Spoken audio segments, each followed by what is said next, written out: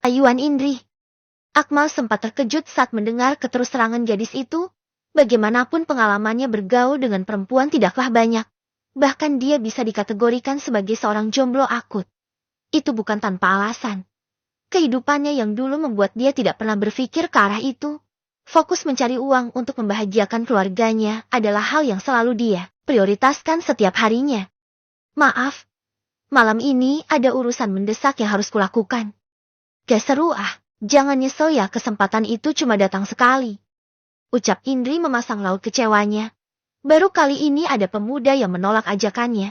Tapi itu tidak membuatnya menyerah, malah itu membuatnya menjadi semakin penasaran pada pemuda itu. AC mati ya? Kok gerah banget? Indri mengibas-ngibaskan tangannya seolah-olah merasa kepanasan di ruangan ber-AC itu. Dengan santainya dia melepas jas alma mater yang dia kenakan. Apa yang dilihat Akmal kemudian membuatnya mengalihkan pandangannya ke arah lain di ruangan itu. Bagaimana tidak gaun ketat dengan belahan dada yang sangat rendah membuat dua bukit kembar. Gadis itu hampir terlihat seutuhnya. Apalagi paha putih mulus yang terlipat di kakinya yang jenjang. Tentunya akan membuat mata lelaki yang melihat pemandangan itu akan melompat keluar. Astagfirullah, ini anak memang susah diatur.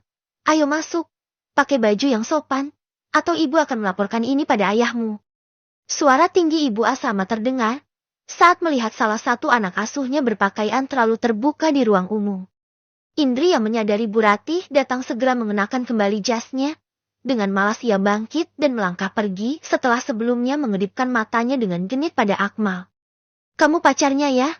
Apa kamu tahu aturan di asrama ini? Jangan berpikir ibu akan segan pada kalian. Bu Ratih menatap tajam pada Akmal yang tergagap tak menyangka bahwa dirinya akan dipersalahkan atas tindakan berani Indri tadi. Maaf Bu, ibu mungkin salah sangka. Kedatangan saya kemari untuk menemui seorang teman. Gadis tadi itu. Ibu tidak melarang kalian untuk berteman. Tapi setidaknya kalian harus mengetahui batasan dan menghormati aturan di asrama ini. Orang tuanya menitipkan gadis itu di sini bukan tanpa alasan. Jangan sampai ibu bertindak tegas pada kalian. Bu Ratih yang sudah salah sangka sebelumnya, memotong perkataan Akmal yang hendak menjelaskan situasi yang sebenarnya. Apalagi ibu asrama itu yakin kalau Akmal juga adalah salah satu mahasiswa yang juga berkuliah di Universitas Airlangga. Membuat Akmal hanya bisa diam dan menggaruk-garuk kepalanya yang tidak gatal. Apalagi dia menyadari puluhan pasang mata yang sedang menatapnya di ruangan itu. Selamat sore Bu.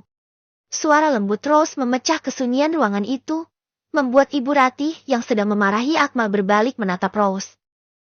Nak Rose, tumben sore-sore udah rapi. Apa keluargamu datang berkunjung hari ini? Temui mereka segera. Jangan membuat mereka menunggu. Apalagi sebentar lagi jam berkunjung sudah habis. Baik Bu. Tapi apa ibu sudah selesai menasehatinya? Ucap Rose menatap Akmal yang duduk di hadapan Ibu Ratih. Pemuda itu keluargamu. Bukannya dia itu temannya Indri. Bu Ratih nampak bingung saat melihat Rose dengan sopannya mencium tangan Akmal. Seolah-olah ingin menunjukkan bahwa Akmal adalah salah satu keluarga dekatnya. Dia kakak sepupuku dari Gresik, kalau boleh tahu. Kak Akmal ngelakuin kesalahan apa? Dengan sopan Rose bertanya pada Bu Ratih yang tengah berpikir keras mencoba memahami apa yang sebenarnya terjadi. Akmal akhirnya menjelaskan secara singkat pertemuannya dengan Indri tadi, membuat Bu Ratih berkali-kali meminta maaf atas kesalahpahamannya pada Akmal. Yang tidak Rose sadari, tindakannya yang mencium tangan Akmal tadi membuat debaran dada pemuda itu menjadi tak beraturan. Hidung bangir yang menyentuh punggung tangannya tadi sangat membekas di hati Akmal. Maaf tadi Rose berlaku begitu. Kalau tadi Rose bilang Mas teman, pasti nanti akan banyak pertanyaan yang ibu asrama tanyakan sama Mas. Kalau boleh tahu ada apa ya? Sampai Mas nyari Rose. Rose memulai percakapannya dengan Akmal setelah melihat Ibu Ratih sudah menghilang di balik pintu ruang kantornya. Ini soal Mila. Dia. Akmal terlihat kesulitan untuk menyusun kata-kata untuk menjelaskan kejadian yang dialami Mila. Sebenarnya sebelum datang ke asrama putri itu, dia sudah menyusun dengan baik kata yang akan dia ucapkan pada Mila.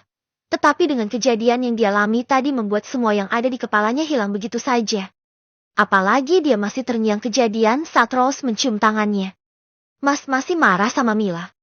Dia ngelakuin apa lagi? Dari siang tadi dia belum kembali ke asrama. Dengan penuh rasa penasaran Rose bertanya pada Akmal. Dia sendiri masih bingung dengan apa yang terjadi pada salah satu sahabat baiknya itu. Tidak biasanya Mila kasar pada orang lain. Apalagi saat pulang tadi, Mila tak mengatakan kemana dia akan pergi. Ponselnya bahkan tidak aktif. Setelah menenangkan debaran jantungnya, Akmal mulai menceritakan dari awal pertemuannya dengan Mila tadi siang. Rose mendengarkan dengan serius apa yang Akmal ceritakan. Raut terkejut terlihat di wajah gadis itu saat Udin dengan pelan menyebut sahabatnya itu dalam keadaan hamil. Di mana Mila sekarang, Mas? Aku membawanya ke Hotel Sentosa untuk menenangkan diri. Dick, Rose, jangan khawatir. Mas sudah nyiapin seseorang untuk menjaganya. Syukurlah. Rose gak bisa bayangin bagaimana jadinya Mila kalau saja dia tidak berpapasan dengan Mas. Rose memang gak terlalu kenal dengan Fadil. Mila gak terlalu terbuka masalah hubungannya dengan bajingan itu. Akmal menatap gadis berhijab putih di hadapannya. Gadis itu terlihat anggun dalam balutan gamis longgar berwarna coklat yang dikenakannya. Wangi parfum lembut yang dikenakan Rose membuat Akmal sangat menikmati kedekatan mereka saat ini. Mas, kok bengong sih? Bisa enggak? Bisa apa? Akmal yang sedari tadi tenggelam dalam lamunannya sendiri, membuatnya tak mendengar apa yang dikatakan Rose. Astaga, Mas, dari tadi Rose ngomong panjang lebar. Malah dicuekin, apa Mas masih ngebayangin Indri ya? Ya enggaklah. Mas cuma lagi mikirin tindakan kita selanjutnya. Apalagi Mas gak punya banyak waktu di kota ini. Ucap Akmal berbohong. Tak mungkin dia menceritakan apa yang dia lamunkan tadi. Jadi bisa enggak? Akmal gelagapan dengan pertanyaan yang kembali dilontarkan Rose. Dia benar-benar tidak mendengar apa yang dikatakan Rose sebelumnya. Tetapi saat melihat pandangan penuh pengharapan yang ditunjukkan Rose, membuat pemuda itu tak kuasa untuk menolak. Apalagi dia yakin Rose bukanlah Indri. Pastinya permintaannya tidak akan aneh-aneh. Ya pasti bisalah. Ayo ikuti Rose. Belum juga Akmal tahu apa yang diinginkan Rose. Gadis cantik berhijab itu sudah berdiri dan mengajaknya berjalan menuju pintu ruang kerja Ibu Rati. Tok! Masuk. Rose membuka pintu ruang kerja Ibu Rati, lalu mengerling pada Akmal mengisyaratkan pada pemuda itu untuk masuk terlebih dahulu. Sedikit ragu Akmal mengikuti saja permintaan Rose untuk masuk terlebih dahulu. Silakan duduk. Ibu Rati mempersilahkan Akmal untuk duduk di kursi di hadapannya. Maaf tadi ibu salah sangka padamu. Apa yang bisa ibu bantu? Akmal tentu saja tak tahu harus mengatakan apa pada pengelola asrama putri tersebut. Matanya melirik pada Rose yang duduk di sampingnya. Dia baru menyadari kebodohannya yang tidak memastikan dahulu apa permintaan gadis itu sebenarnya. Berbohong untuk sahabat. Rose yang menyadari kalau ternyata Akmal memang tidak mendengar apa yang dimintanya tadi segera menengahi susana canggung itu. Begini Bu, rupanya ayah mengutus Kak Akmal untuk mewakili beliau meminta izin dan menjemput Rose. Ada acara keluarga yang harus Rose hadiri. Acara keluarga apa? Bibi Fatma tiba-tiba jatuh sakit. Beliau sangat ingin bertemu dengan Rose. Karena Bibi Fatma adalah ibu kedua Rose. Kami sangat mengkhawatirkan keadaan beliau. Jadi paman mengutusku untuk menjemput Dick, Rose. Akmal dengan lancarnya membuat cerita bohong untuk membantu Rose. Setelah akhirnya menyadari permintaan gadis itu. Innalillah, ya sudah. Kamu segera bersiap-siap. Jangan menunda-nunda lagi. Gak baik membiarkan bibimu menunggu lebih lama. Ucap Ibu Rati penuh simpati. Rose yang akhirnya mendapat izin segera berdiri untuk kembali ke kamarnya untuk membawa beberapa barang yang akan dibawanya. Tunggu, paman berpesan untuk Dick, Rose tidak perlu membawa barang-barang. Keadaan bibi sudah sangat mengkhawatirkan. Jadi sebaiknya kita langsung berangkat saja. Ucap Akmal menahan kepergian Rose. Dia sengaja mengatakan itu karena tak ingin ditinggalkan berdua saja dengan Ibu Rati. Akmal khawatir kalau Ibu Rati bertanya lebih banyak mengenai keluarga Rose yang sama sekali tidak dia kenal. Itu akan membuat kebohongan mereka terbongkar dengan mudah. Apa yang kakakmu katakan memang benar, Rose. Sebaiknya kalian langsung berangkat saja. Ibu rasa sebelum malam kalian sudah akan sampai di Gresik. Baik, Bu. Ayo Mas Kak Akmal, kita berangkat sekarang. Ibu Rati mengerutkan keningnya saat mendengar apa yang dikatakan Rose baru saja. Tunggu. Akmal dan Rose yang hendak membuka pintu untuk keluar dari ruangan itu menghentikan langkahnya. Wajah Rose nampak pucat. Dia yakin kesalahan ucap yang dia lakukan tadi akan membongkar kebohongan mereka. Ya Bu, ada apa? Rose berbalik menghadap Bu Rati sembari menunduk. Tak berani menatap wajah pengelola asrama itu. Dalam benaknya, Sudah terbayang bagaimana dia akan dimarahi oleh Ibu Rati yang terkenal tegas itu. Sampaikan salam ibu pada ayah dan ibumu. Jangan ragu untuk mengabari ibu kalau mereka membutuhkan bantuan dari universitas. Kami memiliki banyak kolega dokter-dokter ahli. Wajah lega terlihat dari keduanya saat mendengar apa yang dikatakan Bu Rati. Baik Bu, akan Rose sampaikan salam dari ibu. Pergilah, dan hati-hati dalam perjalanan, lalu lintas akan padat saat sore harinya. 10 menit kemudian Akmal dan Rose sudah berada di dalam kendaraan yang melaju pelan menuju Hotel Sentosa tempat Mila berada. Mas, Rose harap Mas merahasiakan hal ini dari siapapun, sampai nanti Mila bisa menemukan caranya sendiri untuk menyelesaikan masalahnya. Dick, Rose tenang saja. Mas paham kok, kalau enggak kuda dari awal Mas mengantarnya pulang ke rumahnya. Makasih Mas, udah bikin Mas jadi ikut repot ngurusin hal yang bukan tanggung jawab Mas. Akmal mengangguk mengiyakan apa yang dikatakan Rose padanya. Sudah setengah jam saat di dalam perjalanan menuju hotel mereka tidak berbicara. Keduanya hanya terdiam sibuk dengan pikiran masing-masing. Ayo turun, kita sudah sampai. Ucap Akmal saat menghentikan mobil yang dia kendarai di lobi Hotel Sentosa yang luas.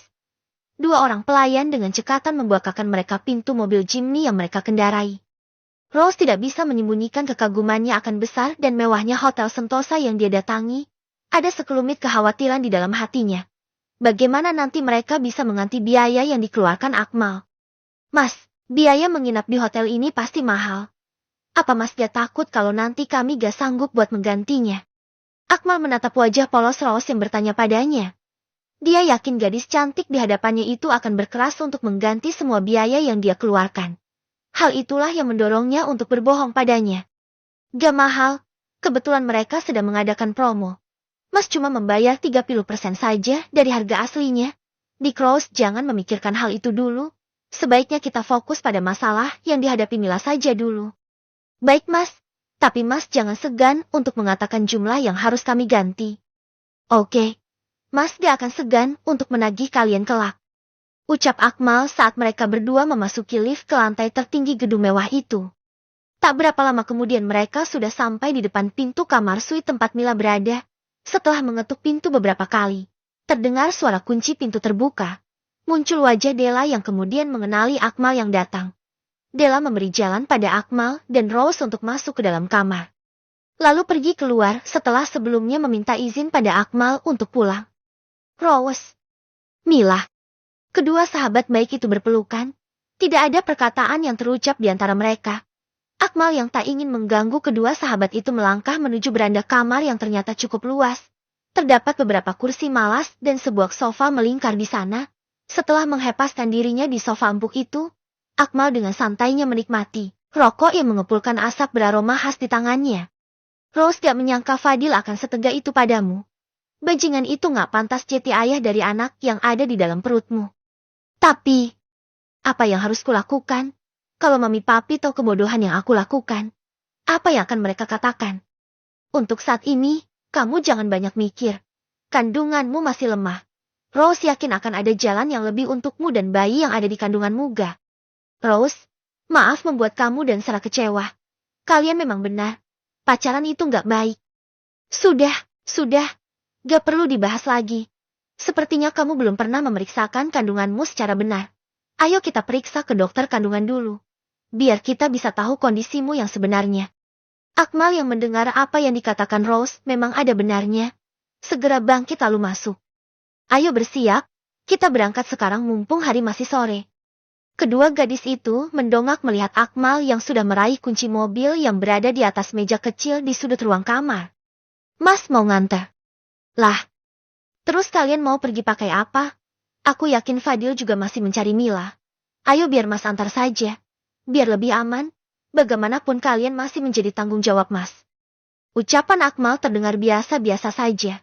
Tapi bagi kedua gadis itu, ucapan Akmal tadi seperti ucapan seorang kakak yang mengkhawatirkan adik yang dia sayangi. Selang beberapa menit kemudian, mereka sudah meluncur di jalan menuju sebuah klinik kesehatan khusus ibu hamil. Baru saja mereka berkendara sekitar 10 menit. Sebuah mobil minibus nampak berusaha menghentikan mereka dengan cara memepet mobil Jimny yang Akmal kendarai. Sekitar 200 berjalan, akhirnya Akmal memutuskan untuk menghentikan mobilnya. Dia melakukan itu karena mengkhawatirkan Mila yang sedang hamil muda. Dia tak ingin, akibat guncangan mobil yang sesekali keluar dari badan jalan, akibat pepetan minibus itu membuat masalah serius pada kandungannya. Kalian tunggulah di sini. Biar Mas yang tanya mau mereka apa. Hati-hati Mas. Rose juga lagi telepon polisi. Mas ulur waktu aja sampai polisi datang. Akmal mengangguk saja menyetujui apa yang dikatakan Rose padanya. Sandy